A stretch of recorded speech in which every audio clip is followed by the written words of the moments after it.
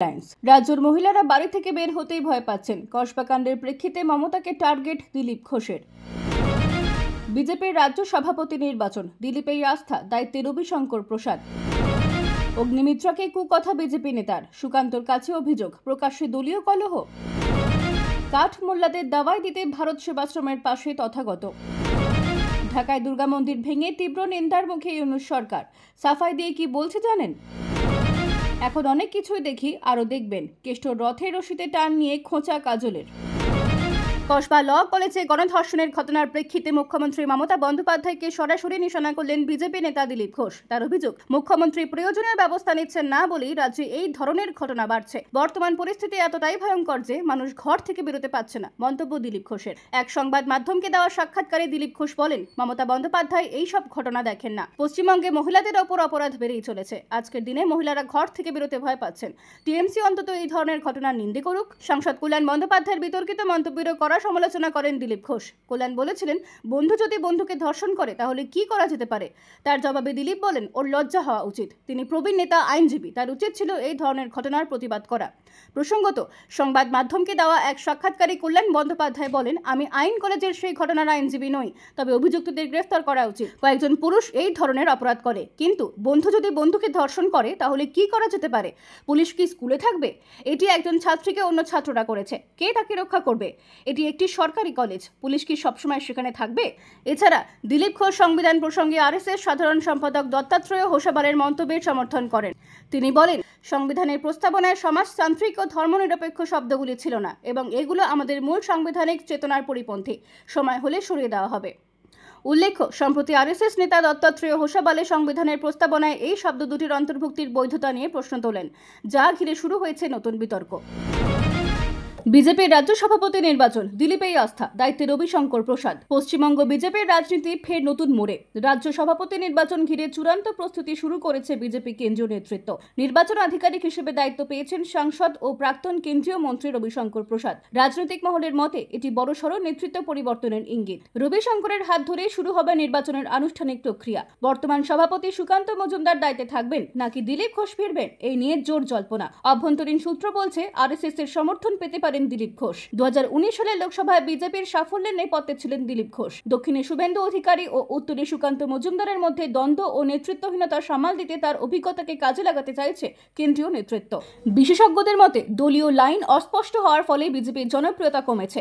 সেই প্রেক্ষিতে দিলীপ ঘোষের আক্রমণাত্মক ও স্পষ্টভাষী রাজনীতি সংগঠনের প্রাণ ফিরিয়ে আনতে পারে। 28 জুন থেকে 6 জুলাইয়ের মধ্যে রাজ্য সভাপতির নাম ঘোষণা হতে পারে। একই সময় সর্বভারতীয় সভাপতির নাম ঘোষণার সম্ভাবনাও রয়েছে। বিজেপি চাইছে এই প্রক্রিয়ার মাধ্যমে সংগঠনকে আরও শক্তিশালী করে তুলতে। দিলীপ ঘোষের প্রত্যাবর্তন রাজ্য কর্মীদের বার্তা দিতে পারে, বিজেপি আগের চেয়ে বেশি সংগঠিত ও প্রস্তুত। এখন সব নজর রবিশঙ্করের কলকাতা সফর ও মনোনয়ন প্রক্রিয়ার দিকে। দিলীপ ঘোষ ফিরবেন নাকি উঠে আসবে নতুন মুখ? উত্তর মিলবে আগামী কয়েকদিনের মধ্যেই। আবারও প্রকাশ হইল রাজ্য বিজেপির অন্তর্মহলের দ্বন্দ্ব। রাজ্য সাধারণ সম্পাদক ও আসানসোল দক্ষিণের বিধায়ক অগ্নিমিত্রা পলকে নিয়ে কুরুচিকর মন্তব্য করার অভিযোগ উঠেছে দলের রাজ্য কমিটির সদস্য কৃষ্ণেন্দু মুখোপাধ্যায়ের বিরুদ্ধে। অভিযোগ জমা পড়েছে রাজ্য সভাপতি সুকান্ত মজুমদারের দফতরে। সূত্র অনুযায়ী অভিযোগকারী সৈকত হাজরা বিজেপি যুব মোর্চার রাজ্য কমিটির সদস্য এবং পুরুলিয়া বিভাগের কনভেনার। অভিযোগপত্রে সরাসরি কৃষ্ণেন্দুর বিরুদ্ধে অভিযোগ তোলা হয়েছে। যদিও পরে সৈকত দাবি করেন তিনি এমন কোনো চিঠি দেননি, বরং কেউ তার স্বাক্ষর নকল করেছে। অন্যদিকে কৃষ্ণেন্দু মুখোপাধ্যায় এই অভিযোগকে ভিত্তিহীন বলে দাবি করেছেন। তার মতে, সৈকতের সঙ্গে কোনো বিরোধ নেই এবং তিনি এমন কিছু করেননি। এ বিষয়ে অগ্নিমিত্রা পল মন্তব্য করতে অস্বীকার করেছেন। তবে এই ঘটনার পর বিজেপির দীর্ঘদিনের অভ্যন্তরীণ চাপাদ্বন্দ্ব আবারও প্রকাশ্যে এলো বলে মনে করছেন অনেকে। প্রসঙ্গত, 2021 সালে অগ্নিমিত্রা পল বিধায়ক নির্বাচিত হন এবং রাজ্য রাজনীতিতে গুরুত্বপূর্ণ ভূমিকা পান। একই বছরে কৃষ্ণেন্দু মুখোপাধ্যায় প্রার্থী হলেও পরাজিত হন, তবে রাজ্য কমিটিতে জায়গা পান। তাকে ঘিরে দলের একাংশের অস্বস্তি ছিল বলেই মনে করা হচ্ছে। ঘটনাকে ঘিরে রাজনীতিতে শুরু হয়েছে তরজা। রাজ্যের আইনমন্ত্রী মলয় ঘটক কটাক্ষ করে বলেছেন, বিজেপির আসল চরিত্র মানুষ বুঝে গিয়েছে, এদের দিয়ে বাংলা চলবে না।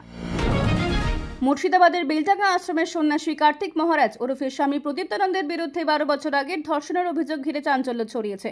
অভিযোগ উঠতেই বিজেপি নেতা তথাগত রায় সোচ্চার হয়েছেন। তার দাবি, অভিযোগটি সম্পূর্ণ মিথ্যে এবং উদ্দেশ্য প্রণোদিত। তথাগত রায়ের মতে, বেলডাঙ্গা মুসলিম প্রধান এলাকা, সেখানে ভারত সেবাশ্রম সংঘের হিন্দু ধর্মীয় কার্যকলাপ, বিশেষ করে নগর সংকীর্তন বন্ধ করতেই কট্টরপন্থীরা ষড়যন্ত্র করছে। তিনি বলেন, কার্তিক মহারাজ তৃণমূলের মুসলিম তোষণের বিরুদ্ধে মুখ খুলেছিলেন, হিন্দুত্ববাদকে সমর্থন করেছিলেন।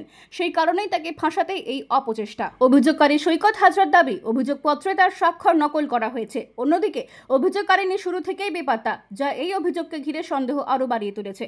তথাগত রায় আরও জানান, তিনি কট্টর মুসলিমদের প্রতিক্রিয়ায় একটি সুরের ডাক রেকর্ড করে আশ্রমে বাজিয়ে প্রতিবাদ জানান, যার পরে সংকীর্তন বন্ধে আর বাধা আসেনি। তার মতে এটাই প্রমাণ করে হিন্দু ধর্মীয় কর্মকাণ্ড রুখতেই কার্তিক মহারাজকে টার্গেট করা হয়েছে।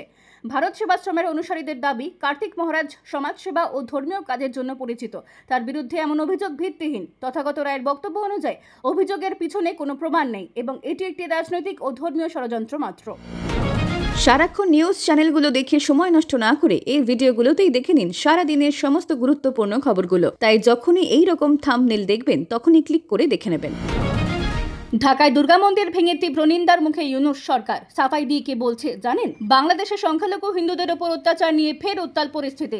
ঢাকার খিলক্ষেত এলাকার দুর্গা মন্দিরে বুলডোজার চালিয়ে গুড়িয়ে দিল ইউনূস সরকারের অন্তর্বর্তী প্রশাসন। ঘটনাটি ঘিরে উঠেছে তীব্র প্রতিবাদ। ভারত সরকারও এর নিন্দে করেছে। বৃহস্পতিবার মন্দির ভাঙা হয়। স্থানীয় হিন্দুরা প্রতিবাদ করলেও পুলিশ জোর করে সরিয়ে দেয়। পরদিন বাংলাদেশের সরকারের দাবি, রেল লাইনের ধারে বেআইনিভাবে তৈরি কাঠামো ভাঙা হয়েছে, মন্দির নয়। তারা জানায়, দুর্গাপুজোর মণ্ডপটি রেলওয়ের জমিতে অনুমতি ছাড়াই তৈরি হয়েছিল এবং পরে সেই জায়গায় কালী মূর্তি বসানো হয়। 2024 সালের ডিসেম্বরেই বাংলাদেশ রেল কর্তৃপক্ষ মণ্ডপ ও আশেপাশের দোকান সরানোর নোটিশ দেয়। 24 জুন থেকে শুরু হয় উচ্ছেদ অভিযান, যার আওতায় শতাধিক দোকান ও একটি রাজনৈতিক দপ্তরও পড়ে। বাংলাদেশ সরকারের দাবি, প্রতিমা ভাঙা হয়নি, বিসর্জন দেওয়া হয়েছে। তবে সোশ্যাল মিডিয়ার ছবিতে দেখা গেছে ভাঙা বিগ্রহ পড়ে আছে মণ্ডপের ধারে, যা সরকারি দাবিকে প্রশ্নবিদ্ধ করছে। কঙ্কালীতলা রথযাত্রা ঘিরে আবারও সামনে এলো বীরভূম জেলা তৃণমূল নেতৃত্বের অভ্যন্তরীণ দ্বন্দ্ব। শুক্রবার রথের রশিতে টান দেন জেলা সভাধিপতি কাজল শেখ, বিধায়ক বিধানচন্দ্র মাঝি সহ অন্যান্যরা। এরপর সাংবাদিকদের মুখোমুখি হয়ে কাজল শেখ বলেন, আগে তো দেখিনি, এখন অনেক কিছুই দেখছি, আরও অনেক কিছু দেখতে পাবেন। এই মন্তব্যে স্পষ্ট, এখনো কাজল শেখ ও অনুব্রত মণ্ডলের মধ্যেকার মতবিরোধ বহাল। কাজল বলেন, গায়ে মানে না আপনি মোড়ল, বোলপুর থেকে হাঁটছি, সেটা সামলাতে না পেরে এবার দুবরাজপুরে যাচ্ছেন। তিনি জানান, ইসলাম ধর্মাবলম্বী হিসেবে রথযাত্রায় সক্রিয়ভাবে সহযোগিতা করেছেন। অন্যদিকে অনুব্রত মণ্ডল জানান, ছেলেবেলা থেকে রথ টানছি, আগে আমার রথে জনপ্রিয়তা অনেক ছিল, গ্রামের বহু মানুষ আসতো, এখন রথ বেরোচ্ছে বেশি, তবে আমার পাড়ার রাস্তা খারাপ, তাই এখান থেকেই টেনেছি। উভয়ের বক্তব্যে ফের পরিষ্কার, বীরভূমে তৃণমূলের দুই নেতার মধ্যে দ্বন্দ্ব এখনো মেটেনি।